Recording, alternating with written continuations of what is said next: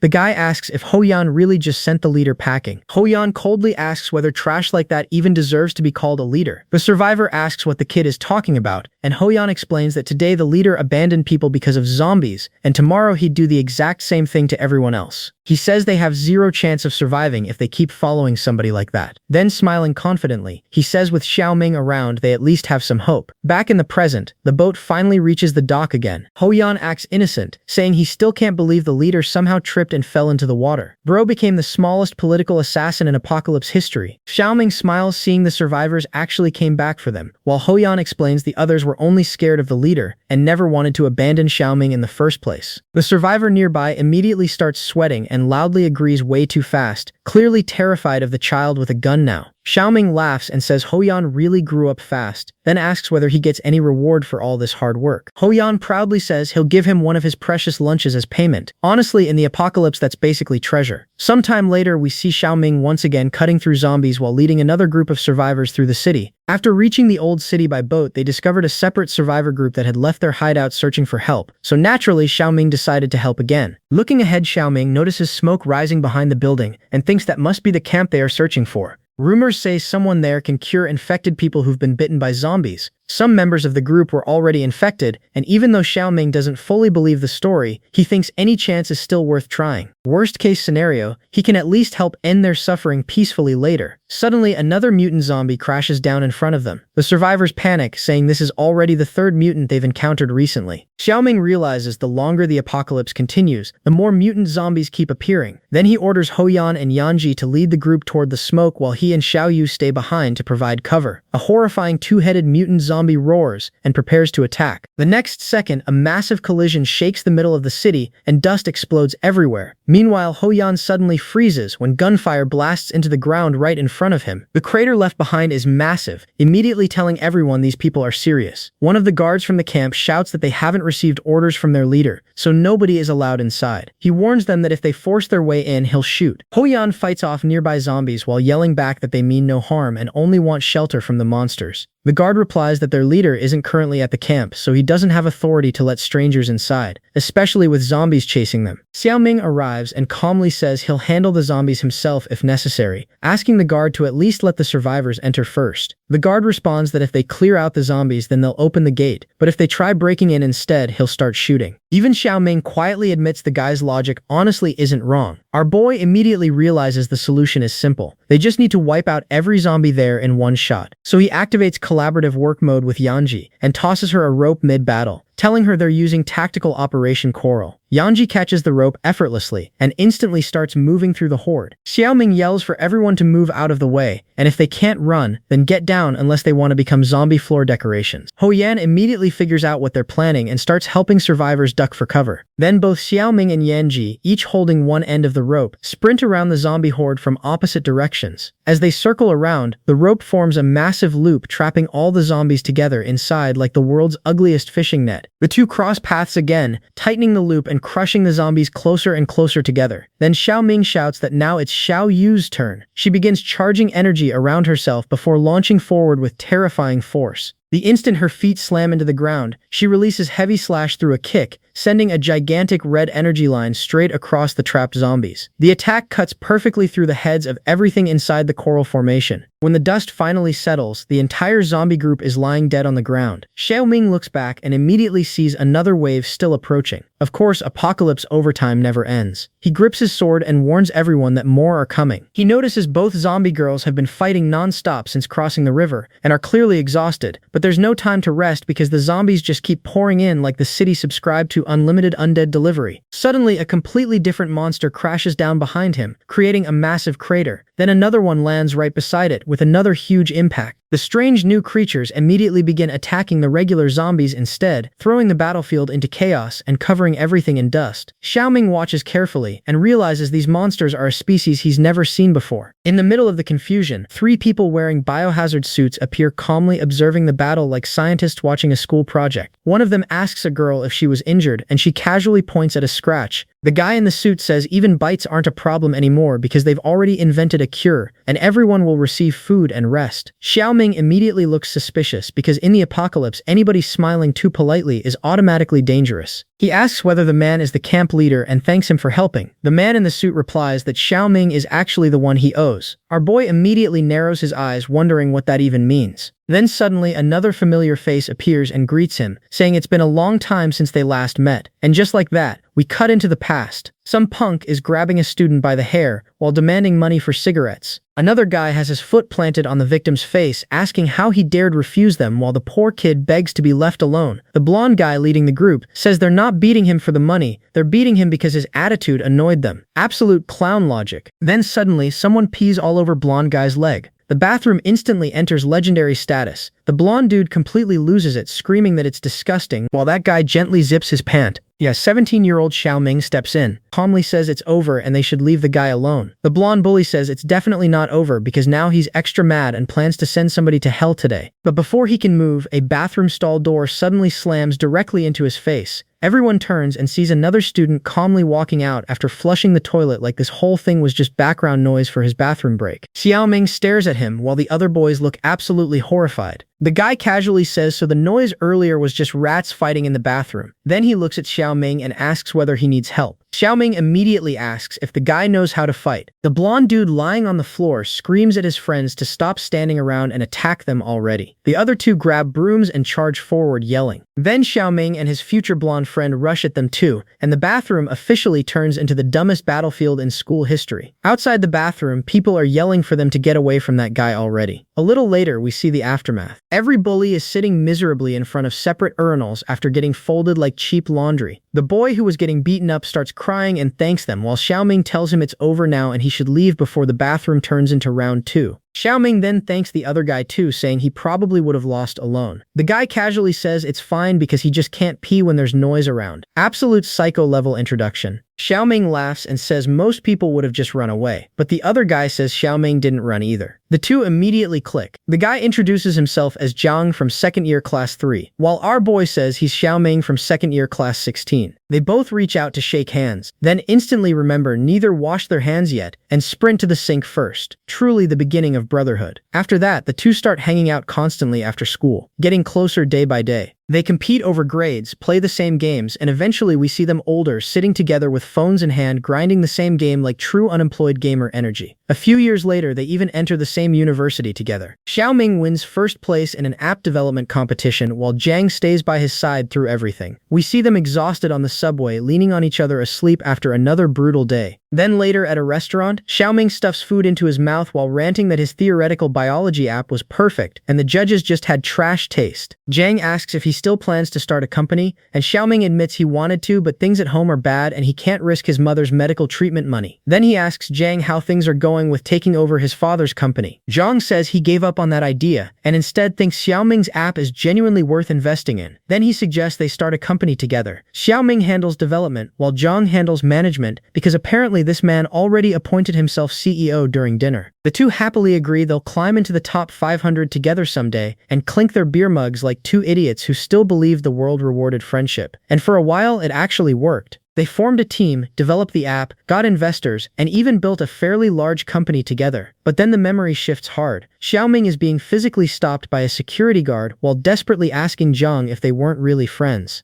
Zhang stands there turned away from him in silence. After a moment, he finally speaks, saying Xiaoming is like the sun, always shining on everyone around him and making others stronger. He says his friend never gives up no matter what happens, and he's curious whether Xiaoming will rise again this time too. The way he says it sounds less like encouragement and more like a villain monologue before kicking somebody off a cliff. Xiaoming kneels there watching his former friend walk away beside his assistant, completely abandoned. Back in the present, the group finally arrives at the camp. Zhang removes his helmet and everyone immediately rushes over cheering because apparently this man built himself an entire cult while Xiaoming was collecting trauma like achievement points. A little girl runs up crying saying another boy called her useless and said she'd eventually be thrown out. Zhang smiles gently and tells her he'd never throw them away because one day the camp will depend on them. He tells the children to stop fighting and get along. Xiaoming watches all this while remembering the same man coldly saying trash belongs in the trash. Then an elderly woman nervously asks whether someone old and unable to work like her would still be allowed to stay. Zhang immediately says he would never abandon her either. After that, he loudly welcomes the new arrivals and orders everyone to prepare food and water for them. Xiaoming just stands there silently, watching the whole scene, completely stunned. The memories of Zhang turning his back on him and telling him to disappear keep replaying in his head. So finally irritated, he calls Yanji and Xiaoyu and says they're leaving. But right as he turns toward the exit, the system suddenly beeps twice. A new mission appears telling him to stay at the camp and wait for activation. The system calmly tells Xiaoming that refusing the mission is not an option this time, and that if he tries leaving, he'll literally be dragged away in 30 seconds. Our boy immediately freezes, wondering what kind of scam update the system just installed. He starts questioning everything at once. Why did the system suddenly generate this mission? Why is the punishment way harsher than normal? And most importantly, is this thing actually helping him or just trolling him for entertainment? Before his brain can finish buffering, Ho Yan suddenly appears beside him after apparently calling his name for half an hour straight and screams directly into his ear. Xiaoming nearly ascends from the shock. Hoyan tells him they're transporting bodies to the examination room and asks if he's coming too. Xiaoming thinks that since the system already chained him there spiritually like unpaid labor, he might as well take things one step at a time and see where this weird mission goes. So he calls out to Jiang and says he'll follow them just to look around and asks if that's a problem. Jiang smiles and says anyone can enter, that the examination room is open to everybody. Soon they arrive at a room labeled Temporary Examination Ward. Inside, a man strapped to a bed is screaming violently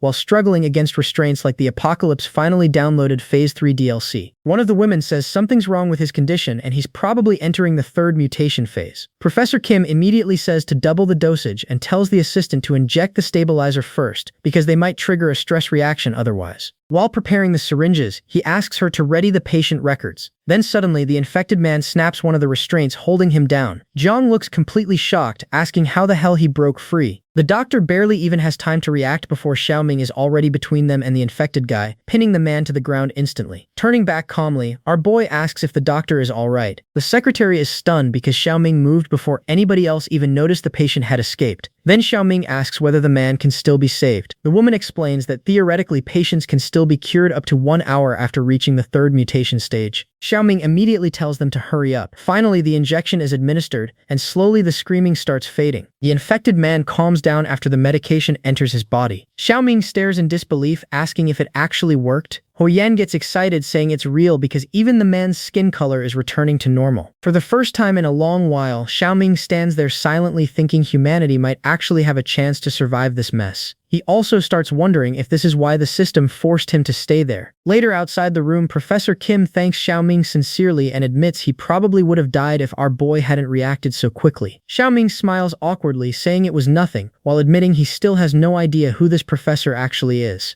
Jiang steps in and explains they never had time for introductions. He says when the apocalypse started, both professors had nowhere to go and eventually chose to remain in the city to continue developing a vaccine. After finding the central laboratory, they built the camp around it, and Jiang himself started searching for survivors to join them. Xiaoming asks if the vaccine still isn't complete, and Jiang admits the success rate still hasn't even reached 50% yet. Our boy immediately starts suspecting the system mission is connected to this vaccine somehow. Jiang then goes silent for several seconds before finally calling out Xiaoming's name again. He awkwardly tries bringing up the past and stumbles over his words for a bit before suddenly blurting out an apology. Xiaoming genuinely looks shocked because hearing Jiang apologize is apparently rarer than finding clean toilets in the apocalypse. Jiang admits he knows he isn't trustworthy anymore and apologizes for everything he did before. Xiaoming immediately turns away, telling him to stop the disgusting drama because he already knows he'll never forgive him anyway. But Jiang keeps following after him, insisting he's serious this time. Before things can escalate, a little girl suddenly runs over crying and calling for Jiang. She tearfully asks when she'll be able to see her mother again and whether she's okay. Jiang kneels down gently and comforts her, explaining her mother is recovering but still needs treatment and that they'll reunite very soon. Then he tells her to go play with the other children and the girl happily runs off waving goodbye. Xiaoming watches the scene with a sarcastic smile and asks what exactly Jiang did to the girl's mother. Did he throw her away too the moment she got sick? Jiang closes his eyes quietly and says the entire reason this place even exists the way it does is because of the survivors themselves. And just like that, Xiaoming realizes this conversation is about to get way uglier than either of them wants to admit. Jiang continues explaining that the camp only survives because everybody fulfills the role they're best at. Nobody there survives alone anymore. He says when people learned they were researching a vaccine, many volunteered to help, and the little girl's mother was one of those volunteers. Then he admits testing the vaccine is extremely dangerous, but they want to finish the research as quickly as possible so families can live together again instead of playing daily hide-and-seek with flesh-eaters.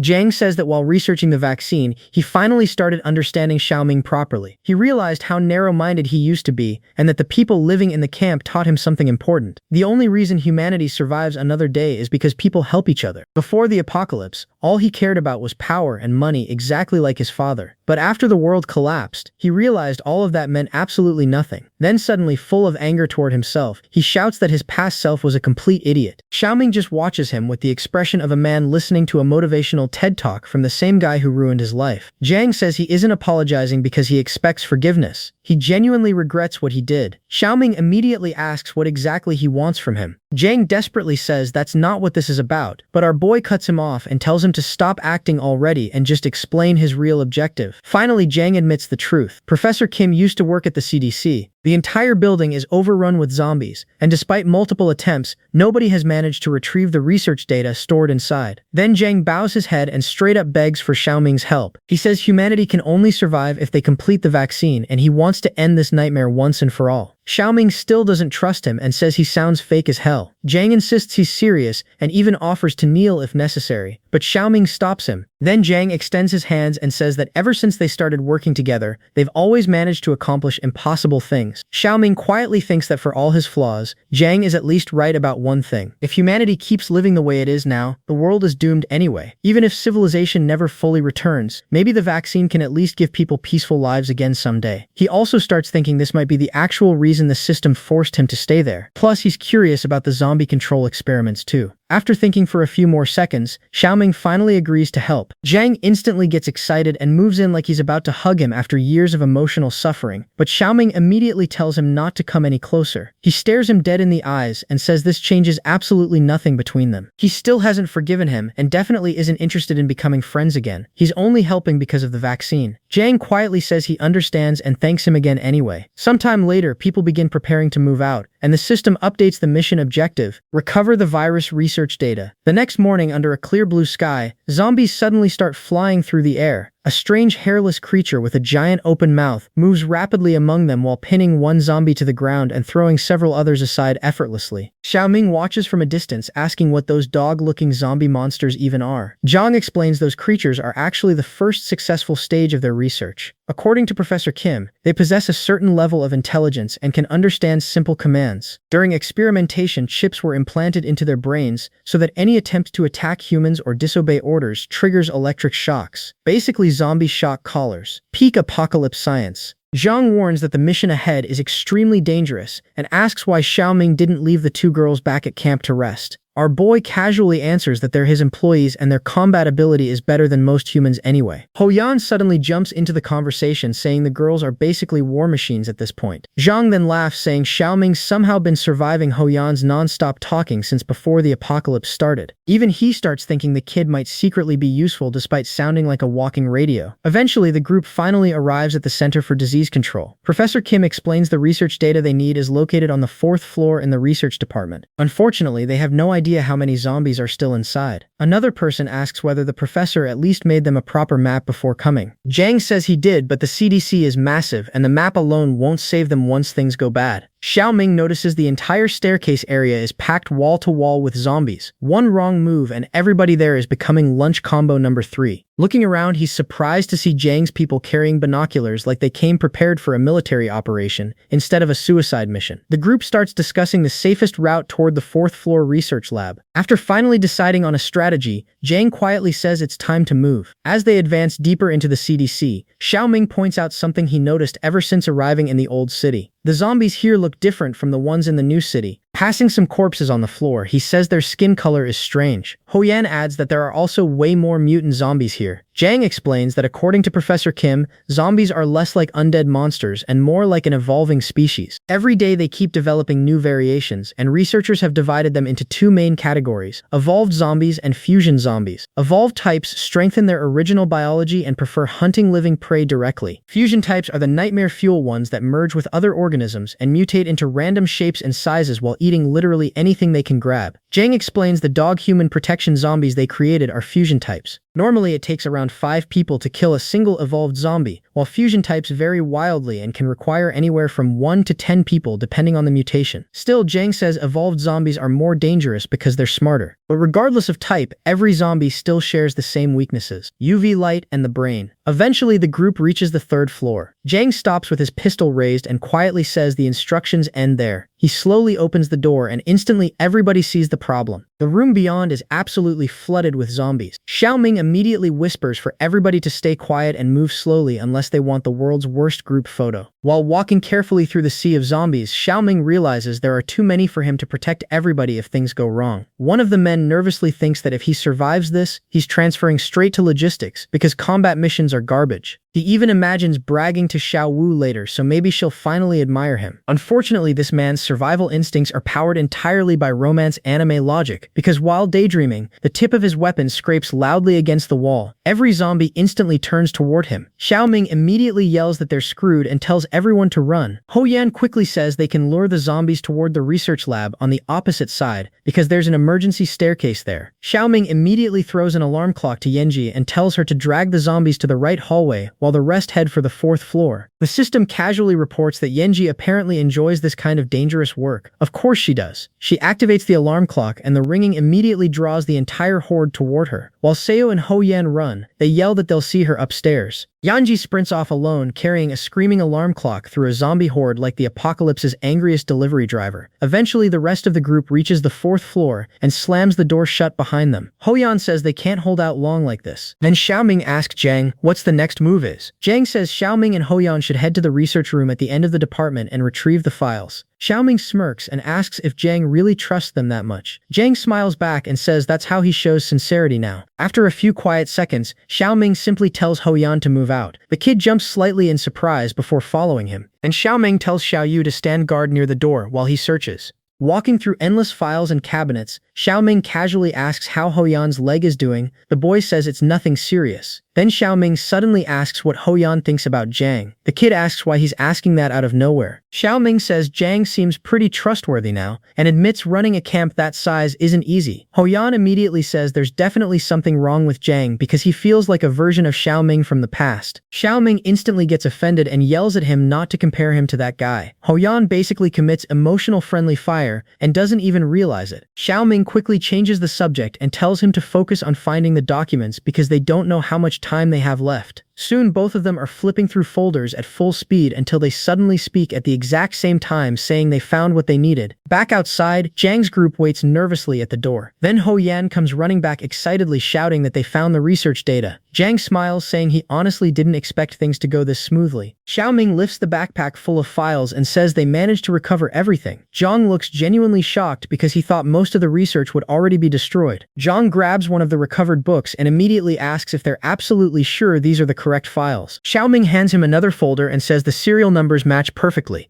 So unless the apocalypse suddenly invented fake paperwork, these should be the right ones. Zhang finally relaxes and says good, then tells everyone they can head back. But before anybody can celebrate surviving another death mission, a strange tremor shakes the area. Xiaoming first thinks it's the wall moving, quickly realizes the shaking is coming from beneath the floor itself, and then the floor straight up explodes. Everybody gets launched across the room while Xiaoming immediately yells for Ho Yan to protect his head. Priorities. Even during disaster mode, the man still remembers OSHA regulations. While recovering from the blast, Xiaoming wonders if Yanji accidentally found the final boss downstairs. Then he finally sees the thing standing there and instantly understands why the universe decided to ruin his day again. In front of them is a horrifying fusion zombie made from multiple corpses merged together into one giant abomination. Xiaoming stares at it and immediately says that thing looks ridiculously strong, so they need to kill it before it finishes evolving any further. Yanji is already standing nearby holding a giant chunk of stone over her head like she's done paying taxes to gravity itself. Xiaoming tells her to aim for the creature's face. She launches the rock directly at the monster while it struggles to pull an iron bar out of its chest. The creature finally manages to rip the metal free just before the stone crashes into it and sends dust exploding everywhere. Xiaoming immediately says if they had arrived even slightly later, the process would have completed fully, and unfortunately the universe heard that sentence and said too late. Out of the dust rises a brand new nightmare, a 3-headed, 6-armed fusion zombie. Zhang instantly orders the 2 experimental zombie hounds to attack it. The experiments launch forward immediately, but the fusion monster casually grabs one with 3 arms at once and crushes it apart like stale bread. Then it destroys the second one too without even slowing down. Xiaoming immediately activates collaboration mode and orders his zombie girls to attack before the monster can fuse with anything else nearby. Xiao Yu jumps directly onto the creature, but one of the monster's heads suddenly opens its mouth and releases an ear-splitting scream. Then that giant monstrosity moves at insane speed. In less than a second, it's already beside Xiaoming and punches him directly in the face. The hit sends him flying several meters backward. Xiaoming barely blocks in time and immediately realizes realizes this thing is way too fast. Before he can fully recover, the creature is already charging him again with all three mouths wide open. Luckily, Yanji comes flying in from the side carrying another massive slab of stone and smashes the creature hard enough to send it crashing into the opposite wall. Xiaoming immediately realizes this monster is beyond dangerous, but he also notices the others are still nearby, so he calls out to Zhang and tells everybody to leave first because he refuses to let Hoyan die there. Zhang says he's not leaving his friend behind, but Xiaoming already straps his sword onto his back and tells him to stop wasting time and get the vaccine data out safely because he's not dying there today. Zhang stares at him silently for a few seconds before finally respecting his decision and telling him to come back alive. After the group finally escapes, Xiaoming says it's better this way because he doesn't want them seeing what's about to happen next. Meanwhile, Yanji keeps throwing debris at the monster, while Xiaoyu smashes into its chest with full force. The problem is the creature starts regenerating almost instantly after every hit. Then the thing releases another horrifying scream loud enough to make everybody's survival chances drop emotionally. Xiaoming quickly realizes the regeneration is too fast. They need enough destructive power to erase the thing in a single overwhelming attack. Then he notices Yanji's arm is injured, meaning she can't keep throwing giant objects forever, and Xiaoyu's heavy slash still has a cooldown. Xiaoming suddenly pauses, thinking carefully, and finally comes up with an insane plan, which honestly means everybody nearby should probably start praying. He closes his eyes for a second and then yells for Xiaoyu to activate Violent War God and Heavy Slash at the same time. Xiaoyu immediately obeys. A massive red glow erupts from her body and starts radiating violently through the entire room. But almost instantly she begins coughing heavily, showing that using both abilities together is putting massive strain on her body. Xiaoming immediately tells her not to push herself too far and to retreat if things get dangerous. Xiaoyu ignores the concern completely and slams a devastating hit into the fusion monster, blasting a gigantic hole through its body. But the creature starts regenerating again almost immediately. Xiaoming sees the damage and realizes even that wasn't enough. Then suddenly he notices Yaoyu preparing another heavy slash stance immediately afterward. His eyes widen as he realizes something insane. While Violent War God is active, Heavy Slash apparently has no cooldown. Xiaoyu immediately attacks again without hesitation. Xiaoming watches the destruction she's causing, and honestly even he starts looking shocked now because his employee just upgraded herself into a full-on apocalypse blender. Xiaoyu keeps attacking the fusion monster non-stop like she personally declared war on physics itself. Every punch tears into the creature harder and harder until even the floor starts giving up on life. Cracks spread everywhere beneath them at terrifying speed, and within seconds the entire floor collapses. Dust explodes upward while debris crashes in every direction. Then we finally see Xiaoyu standing on top of the rubble, completely expressionless, like she didn't just turn an entire building floor into construction waste. Xiaoming immediately realizes she went way too far this time and says the whole building is about to collapse. He quickly calls both girls and orders them to retreat, but then he notices Xiaoyu collapsed on the ground from exhaustion. The combo consumed way too much energy, and now she's completely out cold. Xiaoming immediately realizes Yanji's injured arm means she can't carry Xiaoyu out while escaping herself. The system suddenly reports that Yanji refuses to abandon her companions. Xiaoming instantly shuts that down and says that was an order. He stares directly into her blank expression and tells her to trust him. Yanji silently looks at him for a few seconds before finally obeying and escaping alone. Xiaoming breathes out in relief and quickly switches Xiaoyu's collaboration mode over to Yanji, explaining that he already tested the distance limit before and only needs to stay within about a kilometer. The system confirms the collaboration transfer successfully completed, and Xiaoming immediately starts running towards Xiaoyu. Around him, the ceiling begins collapsing non-stop. Xiaoyu's unconscious body starts sliding toward a massive hole opening beneath the rubble. Then she falls. Xiaoming instantly jumps after her without hesitation. Mid-air, he catches her hand while grabbing onto a pipe with his other arm. Now he's hanging there, holding Xiaoyu with one hand and a pipe with the other, while the entire building continues collapsing around them. Xiaoyu slowly starts waking up and notices him holding onto her. Xiaoming smiles and tells her he caught her so she doesn't need to worry. Then he says he'll never let her go. Right after that, he immediately ruins the emotional moment by admitting the situation is way too terrible for a proper conversation. The man literally speedran wholesome dialogue during a building collapse.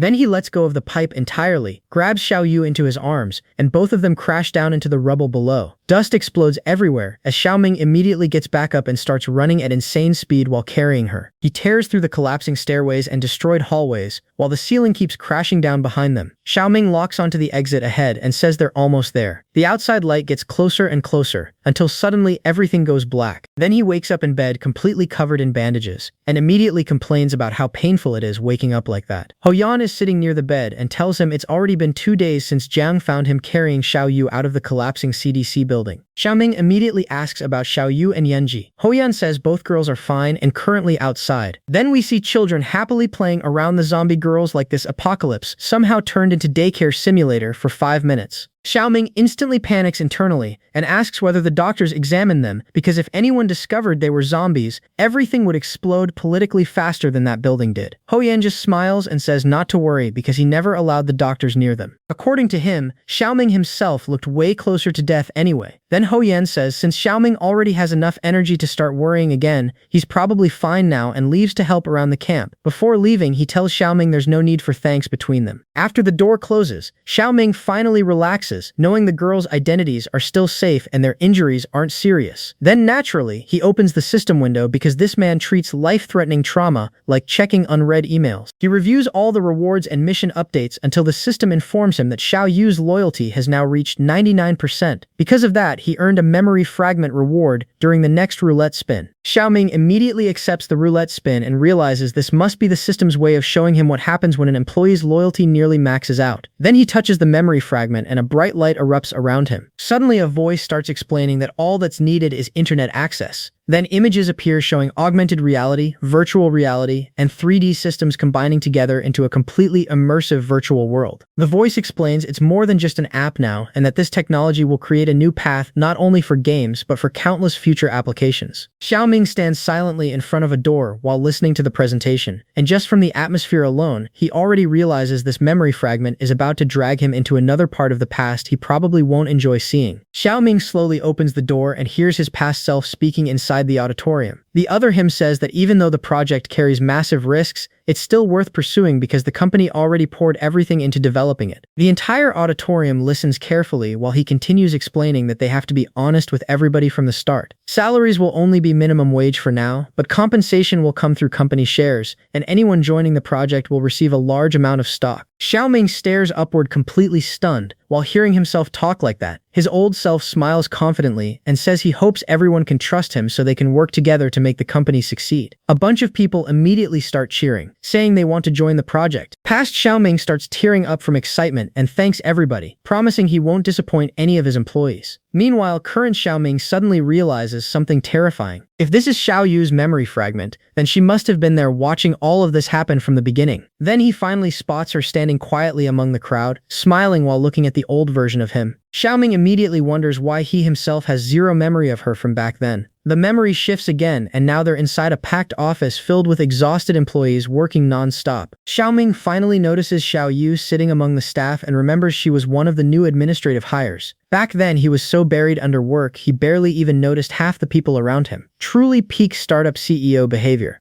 Build the future while forgetting what your own employees look like. Xiaoming remembers that at the start, everything was actually going well, but then the hardware provided by one of the company's suppliers turned out to be complete garbage, causing development progress to slam into a wall. Xiaoming thinks they could have solved the issue pretty easily, but instead the board of directors decided to suspend the project entirely. Then the memory shows Xiaoming and Zhang going together to negotiate with the directors. Xiaoming explains that if they secure a new supplier contract, the project could recover quickly, and the results would come fast. One of the directors notices Xiaoming entering and immediately says that if he came to argue about the suspension decision, it's already finalized. But Xiaoming asks for just a few minutes to explain. Then he launches into his vision, saying that cloud gaming already controls 70% of the industry, and if they continue development now, they could dominate the future. He starts passionately explaining his dream of creating an entirely new digital world through current technology and calls it the metaverse. Back then, the man was out here trying to invent the future, while everybody else in the room still struggled opening PDFs. Xiaoming keeps explaining that this project is the company's foundation,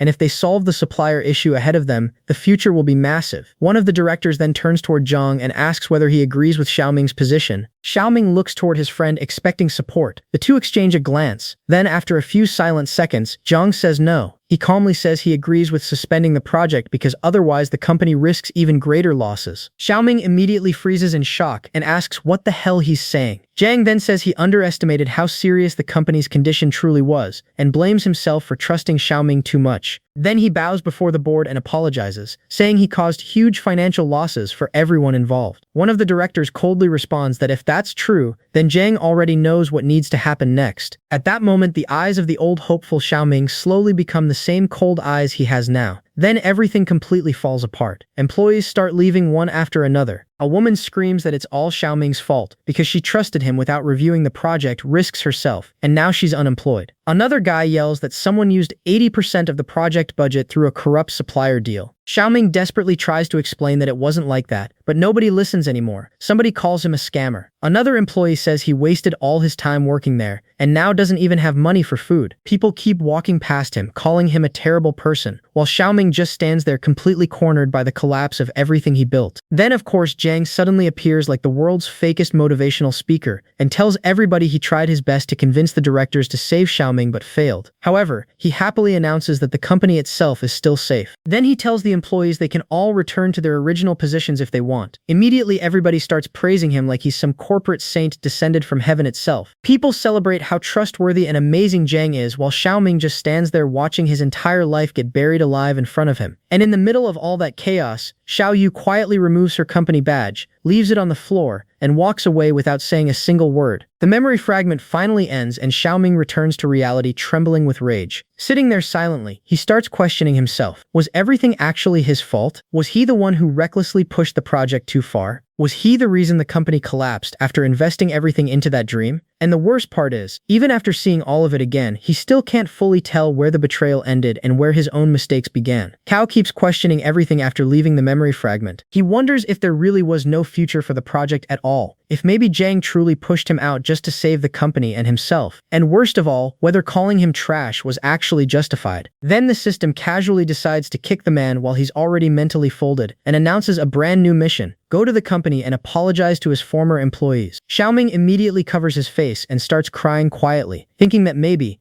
everything really was his fault from the beginning. The memory world of Xiao Yu finally closes completely behind him. Xiaoming stands there silently with his head lowered, looking completely crushed. As soon as he touches the wall to steady himself, the system informs him to proceed directly to the mission location and warns him that a special effect will be applied during the mission. Immediately he feels it hit him. His voice trembles as the negative effect spreads through his body. His entire body feels heavy, his mind feels damaged, and even his chest feels like somebody dropped concrete directly onto it. Xiaoming realizes this isn't the kind of mission he can postpone or dodge anymore. The system basically looked at his emotional trauma and said mandatory side quest accepted automatically. He quietly says he has to go fix things now while he still can. Then he turns toward Yanji and tells her to stay behind and protect herself while he's gone. But before leaving, he admits there's still something about Jang's camp that feels wrong to him. The scene shifts to the abandoned city buildings stretching endlessly under the gray sky while Xiaoming walks away alone, finishing his sentence quietly and saying he really hopes he's wrong about that camp. After walking for what felt like forever, under that horrible negative status effect, Cao finally arrives at the company building together with Xiao Yu. The man says he seriously can't believe he just walked nearly 10 straight hours while feeling like his soul got hit by a truck every 5 minutes. He stops in front of the company logo and stares at it silently, admitting he doesn't even know how he's supposed to react after seeing that name again. Once inside, Xiaoming remembers the system mission telling him to apologize to his former employees, but the entire building is empty. There isn't a single body anywhere, which somehow makes the place even creepier. Some time passes while he searches through the abandoned offices, gathering things left behind by old employees. A badge, a coffee cup, a hair clip, even a cupcake somebody never got to eat. Xiaoming says he recognizes some of the belongings, but he doesn't even know who stayed until the very end and who left before everything collapsed. He realizes he'll need to check the employee records on the computer. Xiao Yu casually kicks open the general manager's office door like the concept of knocking retired months ago. The second the door opens, Xiaoming immediately feels his body grow heavier and realizes something is seriously wrong inside that room. He connects Jang's computer to a portable generator and waits for the system to boot. After a while, the login screen finally appears,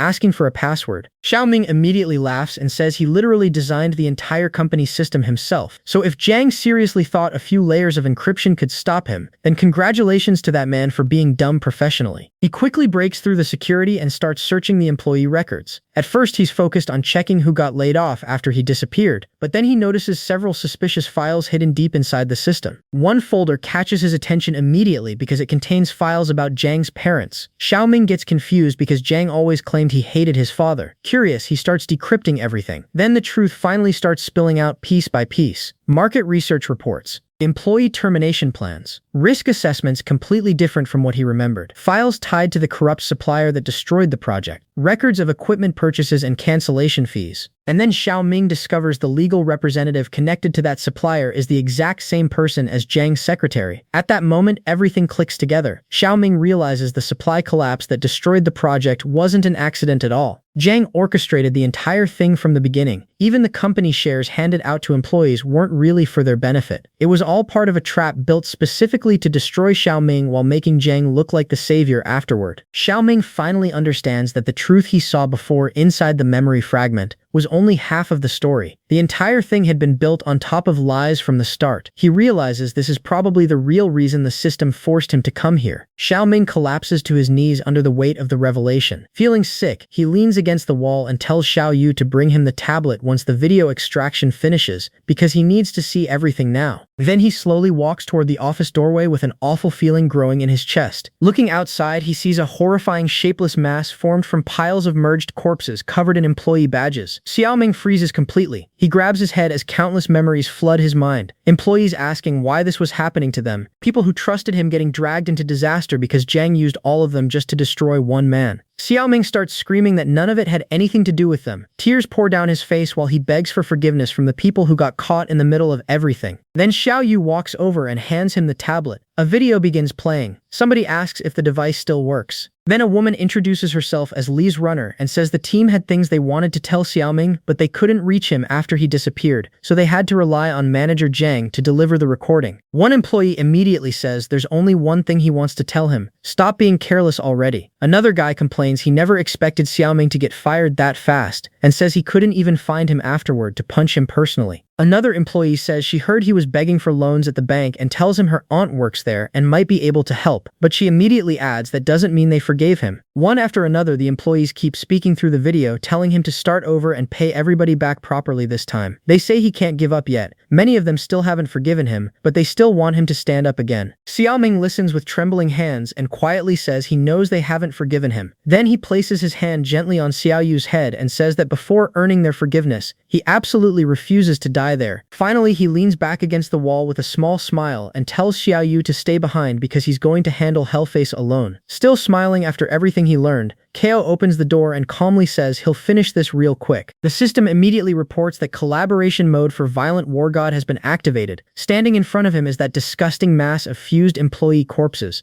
still wearing tiny office ties like the apocalypse forced everybody into eternal overtime. Xiaoming draws his sword and quietly says it's time for all of them to finally rest in peace. With his other hand, he closes the door behind him, leaving Xiao Yu safely inside the office. The mass suddenly lunges toward him, but our boy charges forward too without hesitation. Their attacks collide instantly. Xiaoming swings downward with a brutal vertical slash straight through the center of the creature, splitting the entire mass apart. As the bodies tear open, a badge flies into view: Li Qixing. Xiaoming remembers building the original structure of the project together with him while both of them practically lived off overtime and caffeine. Grinding his teeth, he says he still owes that guy lunch. Then he swings again with a horizontal slash. Another badge flies out: Jiang Wend, the employee who cried every time they had to kill bugs in the office. Xiaoming wonders if that guy ever got the hair transplant he kept whining about. Another cut, another badge. He remembers somebody who worked like an immortal every time inspiration hit, forgetting to eat or sleep entirely. Xiaoming mutters that he hopes the idiot at least remembered to take his stomach medicine. Another strike tears through the mass and he remembers Shuego, the one always bringing coffee into the office while everybody looked half dead from crunch hours. Badge after badge flies through the air while Xiaoming cuts deeper and deeper into the creature. Every slash drags another memory out with it. He remembers how hard everyone worked back then, how close they really were, just one final step away from success. That's the part that hurts the most. They were that close. Xiaoming charges forward again and keeps cutting through the mass over and over until the floor becomes covered in badges and broken memories. He stares ahead with a serious expression and apologizes to all of them while their badges fall around him like rain. Eventually, he bends down and picks one up gently, then he thanks them again quietly in the middle of that storm of scattered names. Laughing weakly, he says it was because of their forgiveness and blessings that he managed to become himself again instead of completely breaking apart. Xiaoyu quietly cracks the office door open to peek at him. The system reports that she was worried and secretly decided to watch over him. Xiaoming smiles at her and tells her he's fine. Then he says they still have a lot of work left to do, including printing photos for everybody who worked on the project back then. A few hours later, countless small graves are lined across the grass outside. Every grave has a badge or a personal belonging placed beside it. Xiaoming bows toward all of them and tells everyone to rest peacefully, promising he'll never forget them. He also quietly hopes that at least some employees manage to survive somewhere out there. Suddenly, one of the badges starts glowing. The system announces that the first phase of the mission has been completed and all important items will be stored in the memo. Then every badge begins glowing one after another before disappearing into the system museum. Xiaoming looks upward in surprise and realizes the museum doesn't just preserve objects, it stores things that carry genuine meaning to people. He finally understands that joining the company truly mattered to those employees. Looking at Xiaoyu, he admits that ever since the project collapsed, he kept asking himself whether he had actually been a good boss or not. But today he finally got his answer, and because of that he's decided what kind of path he wants to follow from now on. But before any of that, he still needs to settle things with Zhang once and for all. The system immediately updates the mission, settle things with Zhang, difficulty S-Rank. The story then rewinds slightly to 2 hours after Xiaoming left the camp. Professor Kim announces that the vaccine has finally been improved. He explains that the data gathered from experiments 1 and 2 was essential for its development. Zhang says after spending so much effort, it's finally time to see the final result. Professor Kim suggests they head to the testing area because only one last step remains. Zhang lowers his eyes thoughtfully and quietly repeats, "The final step." The two men then walk side by side carrying briefcases while Hoyan secretly follows them from a distance. He remembers Xiaoming warning him before leaving that something still felt wrong about Zhang and telling him to stay alert while he searched for a cure. Hoyan wonders where they're going and what exactly this so-called improved super vaccine really is. He decides he needs to use their absence to investigate the camp himself. Soon we see the ventilation system of the central air conditioner. A pair of hands removes the grate slowly, opening a hidden path forward. Hoyan drops down from the vent and immediately says he has no idea how long they'll be gone, so he needs to finish investigating fast. Looking around the empty halls, he wonders where Professor Kim's office might be. Suddenly he hears voices nearby asking whether the doors were locked properly. The others answer that of course they were, and complain that because they always leave last, there's never any food left. Hoyan quietly thinks everybody seems to be gone, and this is his chance to move quickly. But the second he turns around, somebody calls out to him. The boy freezes instantly and sees Professor Sayu straight at him.